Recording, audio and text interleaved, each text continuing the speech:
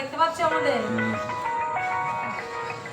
হরিবল নাম জানাই আমাদের পিতা মাতার শ্রীযুগল চরণে, যাদের অশেষ করুণায় মানব রূপে আমরা এই ধরায় এসেছি। নাম জানাই বাবা হরিচাঁদ শান্তি, মাতা বাবা গুরুচাঁদ, মাতা সত্য বাবা শ্রীযুগল চরণে। প্রণাম জানাই গুরু গোসাইদের শ্রীযুগল চরণে। প্রণাম জানাই যেখানে যত হরিভক্ত আছেন এবং যারা আমাদের এই ঠাকুরের গ্রন্থ পাঠ শুনছেন তাদের শ্রীযুগল চরণে। আমাদের এই ঠাকুরের গ্রন্থ পাঠ চলাকালীন যদি কোনো ভুল ত্রুটি হয় নিজ গুণে ক্ষমা করে দেবেন, আমাদের আশীর্বাদ করবেন। আমরা যতদিন বেঁচে থাকি যেন ঠাকুরের নাম করতে পারি। জয় হরি বল। শ্রী শ্রী হরি নীলামৃত জন্ম অন্ধ রামধনের দৃষ্টিশক্তি লাভ, 198 পৃষ্ঠা।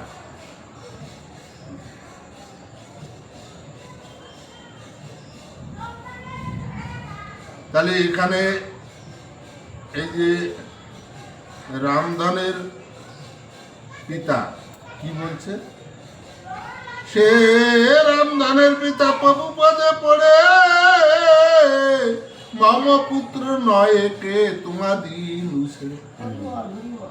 যে এই যে রামধন, এই রামধন আমার ছেলে নয়, আমার পুত্র নয়, এ তোমার পুত্র, আমি তোমাকেই ছেড়ে দিলাম।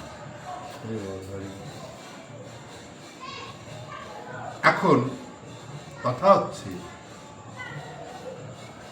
এই যে আমার আমার আমি বা কার, কে বা আমার, কারে বলি আমার আমার, দ্বারা পুত্র সপরিবার মিশে বোঝের বাজির খেলা। তাহলে রামধনের পিতা এটা বুঝেছে, কে আমার, আমি কার, কেউ তো কারণ নয়। কারণ আমরা যখন এই ভবে এসেছি তখন আমাদের সঙ্গে কেউ আসেনি, আবার যখন আমরা চলে যাই নশ্বর দেহ পেলে তখন আমাদের সঙ্গে কেউ যায়। এ কারা বোঝে? যারা ভক্তপ্রাণ মানুষ।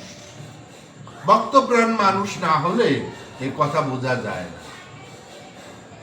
তাহলে রামধন ওই জিনিসটা বুঝেছে, তাই বলছে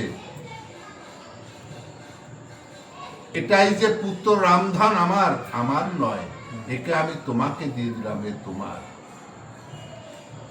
আমার তো নয় কিছু। আমার বলতে কি? আমার বলতেই তো আমি না, কারণ আমার এই দেহটা 18টা রসে 18 মোকামে আমার এই দেহ গঠিত হয়েছে। তার 10টা যে রস, সেই 10টা রস দিয়েছে আমার গুরু, 4টে রস দিয়েছে আমার পিতা, 4টে রস দিয়েছে আমার মাতা। তাহলে 10 4 4 8, তাহলে কত হলো? 18। তাই 18 রসে যদি আমার দেহ গড়া হয় তাহলে আমার কি আছে? তবু তো বলি আমার। তাই আমার আমার যতদিন না যাবে ততদিন কারো কৃপা পাওয়া যায় না। কোনো দেবদেবী ঈশ্বর বলো, তাদের কৃপা পাওয়া যায় না। যবে আমার আমার চলে যায় তবে দেহ শুদ্ধ হয়, আর তখন ভিতরে ভক্তি জন্মায়, সেই ভক্তির থেকে ভগবানের কৃপা লাভ হয়। জন্মান্ধ অসাধ্য ব্যাধি কোন পথ নাই, দিবানিশি বসে ভাবি কুল নাই পাই।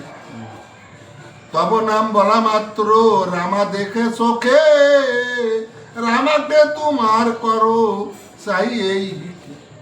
আমার ছেলে জন্ম অন্য ছিল, কিছু চোখে দেখতো না, তোমার নাম বলার পরে তাতেই আমার রামা মানে রামধন চোখে দেখছে।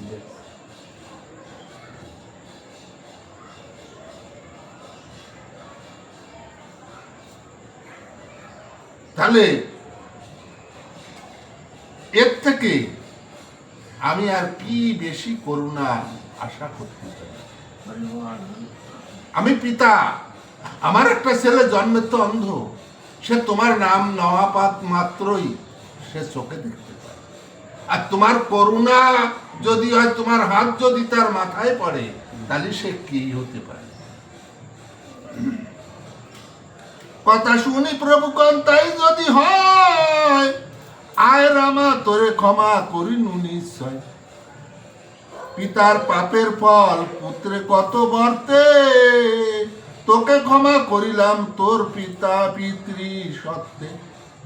এখন অনেক সময় পিতা মাতার কুকর্মের ফল তার সন্তানের উপর দিয়ে যায়, আবার সন্তানের কুকর্মের ফল তার পিতা মাতার উপর দিয়ে যায়।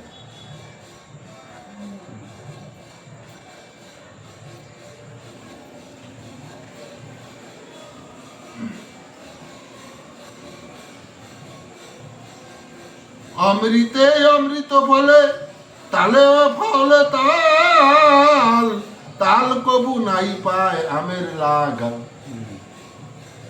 অমৃত জায়গায় অমৃত ফলে, তাল গাছে তাল ফলে। তাহলে ভালো জিনিস কিছু আশা করতে গেলে আগে আমাকে ভালো হতে হবে। আমায় যদি ভালো হই, আমা হতে যে আসিবে সেও ভালো। আর আমি যদি ভালো না হই, তা আমার হতে যে আসবে এই ধরায় সে কি করে ভালো হয়? তাই ঠাকুর এই কথা বলে।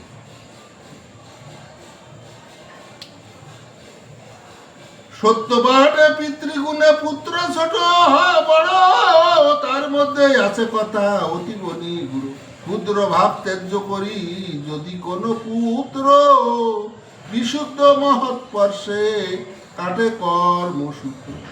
ক্ষুদ্রত্ব ছাড়িয়াতে হোক মহত্ব সে পায়, প্রজাপতি যে প্রকারে মাল পোকা হয়। আমরা এই যে সুতো বার করি না, প্রজাপতি থেকে হয়। তাই বলি রামাতরে করিনু নিচ্ছ কমিনু নিশ্চয়। খাস হলি দৃষ্টি পেলি গা তুলিয়া বয়। তুই খাস হয়ে গেলি। খাস কি? তোকে যে জন্ম দিয়েছে, এই ধরায় যে এনেছে, সে তোকে আমাকে দিয়ে যাবে। আজকে তোর প্রতি কারোর কোনো দাবি নেই। আর তুই খাসের মানুষ, যেরকম হীরামন খাসের মানুষ। হীরামন মরা ভেবে চটকা তলায় ফেলে দিয়েছে, ঠাকুর বাঁচাইছিল, সেই থেকে হীরামন খাস। এও রামধনেও তাই, কারণ রামধনের পিতা রামধনকে ঠাকুরকে দান করে দিয়েছে। তাহলে তার পিতৃ আত্মীয় স্বজন যাবতীয় যারা আছে গোষ্ঠীগত, তাদের কারণ রামধনের প্রতি আর কোনো অধিকার নেই। তো বলি মহাপ্রভু পদ্মহস্ত দিয়ে সে রামধনের চক্ষু দিল মুসাইয়ে।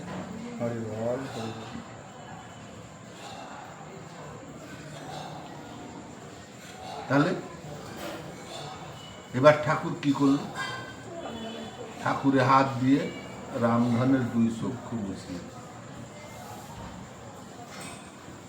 তাহলে নাম শোনার পরে কিঞ্চিত কিঞ্চিত দেখতে পাচ্ছিল। এবার হাত বুলিয়ে দেওয়া মানে ওর আর কোনো ব্যাধি রইল না। পরশমাত রামধন পূর্ণ দৃষ্টি পেল, কাঁদিয়া প্রভুর পদে লুটাইয়ে পড়িল। উপস্থিত যারা ছিল বলে হরি হরি,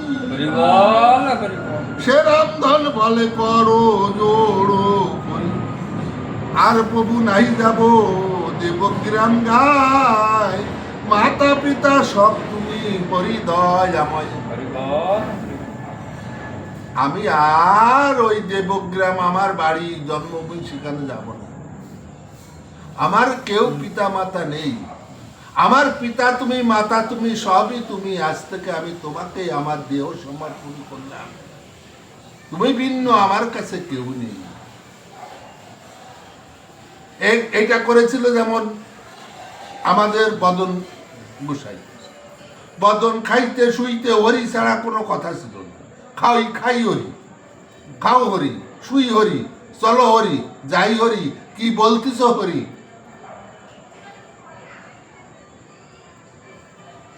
ওর হরি কথা ছাড়া মুখে কোনো কথা ছিল।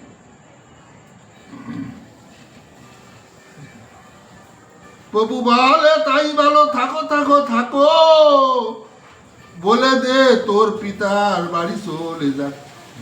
প্রভু বলে তাই ভালো, থাক থাক থাক, বলে দে তোর পিতা বাড়ি চলে যাক। তুই আবার যে কথা বললি, এই কথাটা তোর বাবাকে বলে দে, তোর পিতাকে বলে দে, যে তোমরা আমার কেউ না, এখন আমি এখন এই ঠাকুর হচ্ছে আমার সব, তোমরা, আমি আর দেবগ্রাম আমার বাড়িতে যাব না, তুমি চলে যাও।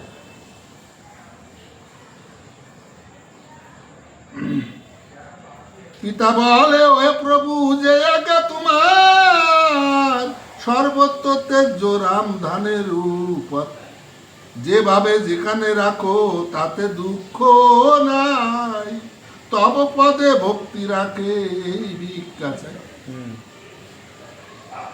আমার ছেলের দাবি আমি ছেড়ে দিলাম, আমার আর কোনো দাবি নেই, তাতে আমার কোনো দুঃখ নেই, কিন্তু তুমি যেখানেই ওকে যেভাবেই রাখো না কেন, ওর যেন তোমার পদে ভক্তি থাকে, এই ভিক্ষা আমি তোমার কাছে চাই।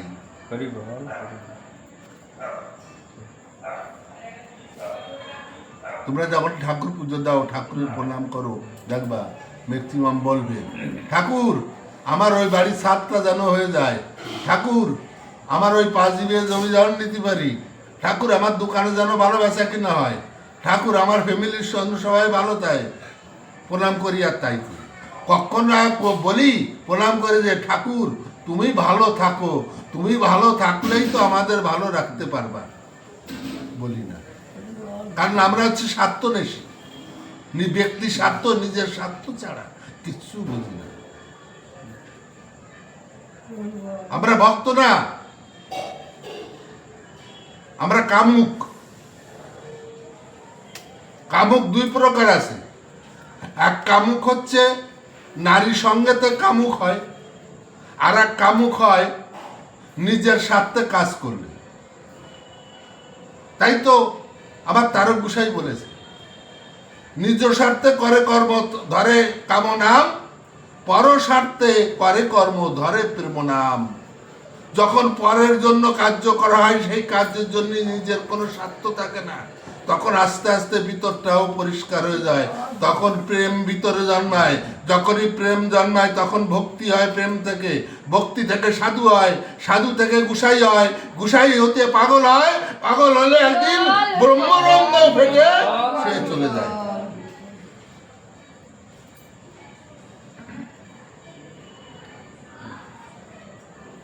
ইত্যাদি অনেক কহি রামধন পিতা, চলে গেল নিজ বাড়ি তেজিয়া মমতা।